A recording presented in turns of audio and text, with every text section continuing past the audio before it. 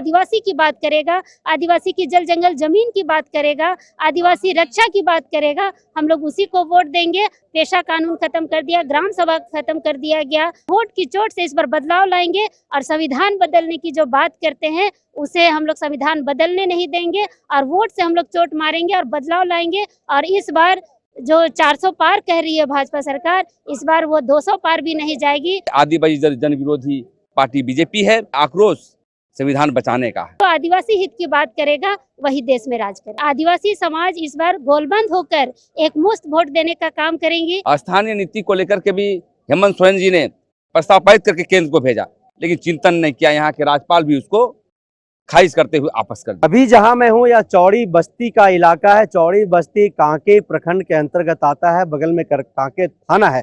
यहाँ की समस्याएं क्या है हम यहाँ पर जानेंगे। अभी थोड़ी देर पहले यहाँ पर आदिवासी युवा सम्मेलन कार्यक्रम का समापन हुआ है। यहाँ के प्रत्याशी अश्विनी सहाय के पिताजी जो पूर्व केंद्रीय मंत्री सुबोध कांत सहाय थे, वो भी यहाँ पर शामिल होने के लिए आए हुए थे। हमारे साथ प्रेम साहे मुंडा है। प्रेम साहे मुंडा जी, आज का जो आदिवासी युवा सम्मेलन था, विशेष तौर पर यह सम्मेलन किस चीज को लेकर के था? सबसे पहले आपका जनसभा का सब्सक्राइबर को धन्यवाद देना चाहते हैं और मैसेज भी देना चाहते हैं। देखिए, आज सम्मेलन करने का औचित्य ये था कि चुनावी जनसभा है, चुनावी वर्ष है, और जिस प्रकार से जितने भी पार्टियां आप देख रहे हैं 2-4 साल के अंदर में 2014 के बाद आदिवासियों के सिद्धांत को वायलेशन हुआ है। जैसे सरना कोड की बातें आई, यहाँ सरकार ने राजकीय संकल्प पारित करके केंद्र को भेजा, कभी चिंतन नहीं किया, उसको छूने का प्रयास नहीं किया। दूसरी बातें आई कि यहाँ ग्राम सभा की शक्ति बहाल हो, इस विषय पर हुई, और अनेक मुद्दे को लेकर के हम लोगों ने स्मारक पर सौंपा कि आप इसकी बात को रखेंगे। और हम इस क्षेत्र में इसलिए हम लोग जनसभा किए या कैडर बैठक किए। ये 14 पंचायत में कम से कम 4-4 प्रतिनिधि को बुलाया गया था, और ये आक्रोश संविधान बचाने का है। एक तरफ कहती है भारतीय जनता पार्टी, पहले से ही हम लोग कहती है कि हम आदिवासी हित की बात करते हैं। दूसरी बात, आप ग्राम सभा की शक्ति को संशोधन करते हैं। तीसरी बात यह है कि भीमराव अंबेडकर के द्वारा दिए गए जो हमारा संविधान है उसको हटाना चाहते हैं, क्योंकि कई एमपी इस बात को बोले हैं कि हम 400 पार करो, हम संविधान को संशोधन करेंगे। रही बात स्थानीय नीति को लेकर के, स्थानीय नीति को लेकर के भी हेमंत सोरेन जी ने प्रस्ताव पारित करके केंद्र को भेजा, लेकिन चिंतन नहीं किया। यहाँ के राज्यपाल भी उसको खारिज करते हुए वापस कर दिया। तो कहने का मतलब, राजनीति करने का मसला ये है कि आदिवासी हितों को राजनीति हो। और हम कांग्रेस पार्टी को इसलिए मदद कर रहे हैं कि हमेशा हम आदिवासियों के लिए पेशा कानून बनाया, हम आदिवासियों के लिए ट्राइबल सब प्लान बनाया, हम आदिवासियों के लिए भूमि अधिग्रहण बिल बनाया, जिसमें कहा गया है यदि जमीन छीनी जाती है तो उतना ही जमीन देना पड़ेगा। और ग्राम सभा की शक्ति जब तक उसमें लागू नहीं होता है, उसको सहमति नहीं ली जाती है, तब तक कोई भी उद्योग नहीं लगेगा। इसको अविलंब जो है बीजेपी हटा दिया। इसका कहने का मतलब है पूरी तरह से आदिवासी जन विरोधी पार्टी बीजेपी है। और अभी हम लोग कांग्रेस के पक्ष में यहाँ पर आए थे, और हम समझते हैं कि कांके क्षेत्र में इस बार देखने को मिलेगा, वोट से चोट करने का काम करेंगे। तो क्या प्रमुख मांगे जो है आदिवासी समुदाय के द्वारा सुबोध कांत सहाय जी के सामने आप लोगों ने रखा है? हाँ, बिल्कुल रखा है। उनको स्मारक पत्र सौंपे हम लोग बैनर के माध्यम से, और उन्होंने हामी भी भरा कि मैं पहले से लड़ता रहा हूँ सरना कोड को लेकर के, ट्राइबल को लेकर के। मेरा जीवन तो ट्राइबल में ही बीत गया है ना, और हमारे वोटर भी हैं हमेशा।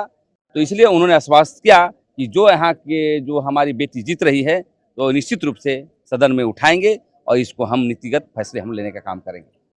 तो सुबोध कांत सहाय के सामने जो है 5 सूत्री मांगे भी आदिवासी संगठनों के द्वारा रखा गया है। इस बार इंडिया गठबंधन के द्वारा एक महिला प्रत्याशी को यहाँ पर दिया गया है टिकट। सुबोध कांत सहाय की बेटी हैं, वो पूर्व केंद्रीय मंत्री भी रहे हैं। वो किस तरह से अश्विनी सहाय को आप लोग देख रहे हैं, और क्या अपेक्षाएं और क्या उम्मीद है उनसे आप लोगों को? देखिए, बहुत खुशी की बात है कि इस बार इंडिया गठबंधन की तरफ से एक महिला प्रत्याशी को खड़ा किया गया, जो हम लोग चाहते थे। और हमारा तो ये भी सोच था कि अगर यहाँ से आदिवासी को अगर कैंडिडेट बना के खड़ा किया जाता तो और भी अच्छा होता। लेकिन चूंकि अगली बार के लिए हम लोग इसकी तैयारी पुरजोर तरीके से करेंगे, मगर एक महिला प्रत्याशी मिला, इसकी बड़ी खुशी है। और एक महिला का दर्द एक महिला ही जान सकती है, क्योंकि आज महंगाई के ज़माने में महिलाओं का जो दर्द है वो छुपा हुआ नहीं है। लोग गैस सिलेंडर से लेकर सब्जी खरीदने तक इतना महंगाई से पीड़ित है लोग, महिलाएं, कि घर चलाना उनके लिए मुश्किल हो जा रहा है। जो गैस सिलेंडर हमें 400-500 रुपये में मिलती थी, आज वो गैस सिलेंडर हमें 1200 रुपये में मिलती है। जो सब्जी का दाम कल 5 रुपये किलो होता था, आज वो सब्जी का दाम 40 रुपया से 60 रुपया हो गया है। पेट्रोल के दाम बढ़ गए हैं, तो हर जगह महंगाई का यहाँ दंश फैला हुआ है। इसलिए हम लोग चाह रहे थे कि यहाँ महिला प्रत्याशी हो, और वो हुआ। और आदिवासी समाज इस बार गोलबंद होकर एक मुश्त वोट देने का काम करेंगी, क्योंकि आदिवासी समाज का वोट हमेशा बिखरता रहा है, जिसके कारण जो हम लोग मनचाहा प्रत्याशी जिताना चाहते थे वो जीत नहीं पाते थे। इसलिए इस बार हम लोगों ने पूरे सभी आदिवासी संगठनों ने, रांची के, झारखंड के, हम लोगों ने तय किया है कि इस बार आदिवासी समाज गोलबंद होगा और अपने मनचाहा प्रत्याशी जो आदिवासी की बात करेगा, आदिवासी की जल जंगल जमीन की बात करेगा, आदिवासी रक्षा की बात करेगा, हम लोग उसी को वोट देंगे। और वोट की चोट से इस बार बदलाव लाएंगे, और संविधान बदलने की जो बात करते हैं उसे हम लोग संविधान बदलने नहीं देंगे, और वोट से हम लोग चोट मारेंगे और बदलाव लाएंगे। और इस बार जो 400 पार कह रही है भाजपा सरकार, इस बार वो 200 पार भी नहीं जाएगी, और देश में गठबंधन की सरकार होगी। 24 वर्ष का झारखंड हो गया है। 24 वर्ष के झारखंड में कई एक बार जो है यहाँ पर लोकसभा का चुनाव हुआ। रांची लोकसभा में भी जो है सो प्रत्याशी जीत करके दिल्ली तक गए, और जो भी प्रत्याशी रांची लोकसभा से झारखंड में जो यहाँ पर चुनाव लड़ते हैं, जो राजनीतिक पार्टियां हैं, तमाम राजनीतिक पार्टी हो या फिर वो प्रत्याशी आदिवासियों की हक हुकूक की बात करती है, उन्हें उनका अधिकार दिलाने की बात करता है। लेकिन क्या इस 24 वर्ष के सफर में जो भी प्रत्याशी यहाँ से जीत करके दिल्ली का सफर तय किया, क्या उन्होंने आदिवासियों की आकांक्षाओं पर, उनकी उम्मीदों पर, या फिर उनसे जो उन्होंने वादे किए थे, उन्होंने जो उनको सपने दिखाए थे, क्या उन तमाम चीज़ों पर वो लोग खरा उतर पाए? आदिवासियों को वो हक हुकूक, वो मान सम्मान इस 24 वर्ष के झारखंड में उन सांसदों ने दिलाया? देखिए, ये बहुत ही बड़ा सवाल है और ज़बरदस्त सवाल है। और जो 24 साल का जो झारखंड आप कह रहे हैं, जितनी बार भी लोकसभा चुनाव हुए हैं, बहुत कम ही सांसद जो हैं हमारे आदिवासियों की बातों को रखा है और आदिवासियों के लिए लड़ा है। हम लोग देखे हैं कि जब कांग्रेस की सरकार थी देश में, उस समय आदिवासियों की जो जल जंगल ज़मीन की जो बात होती है, जो उसकी रक्षा की बात होती थी, वो वहाँ होती थी, और हमारे लिए कानून भी, अच्छे कानून भी पास होते थे वहाँ पर। लेकिन जब से भाजपा की सरकार देश में बनी, उसके बाद से हमारे कानून का उल्लंघन होता गया, हमारा कानून खत्म कर दिया गया, पेशा कानून खत्म कर दिया, ग्राम सभा खत्म कर दिया गया, और कई ऐसे कानून, अभी तो संविधान खत्म करने की बात की जा रही है।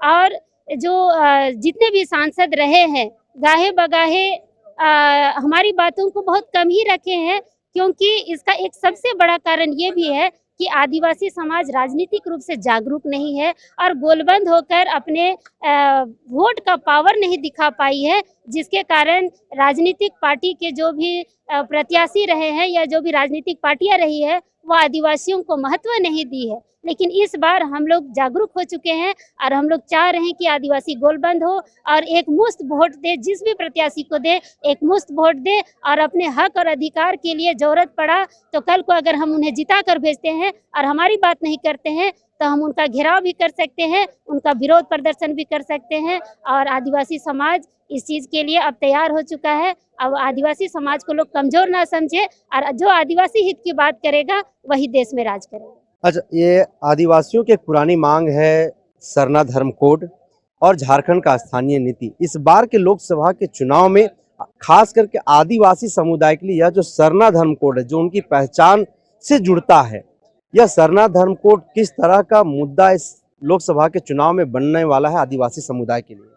ये तो हमारा पहला मुद्दा है, क्योंकि ये हमारा धर्म, संस्कृति और परंपरा से जुड़ा, हमारी पहचान से जुड़ा है। क्योंकि हम हमेशा कहते हैं कि आदिवासियों का पहचान दो ही तरीके से, एक धर्म से और दूसरा उसका जमीन से है।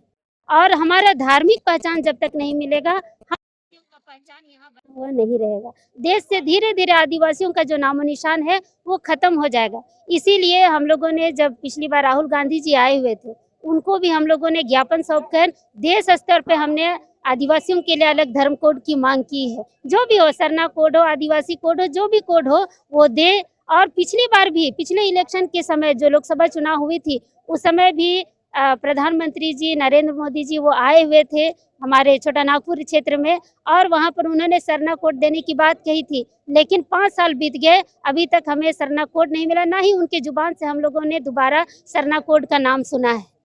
तो हम लोग तो एक बार ठगे जा चुके हैं।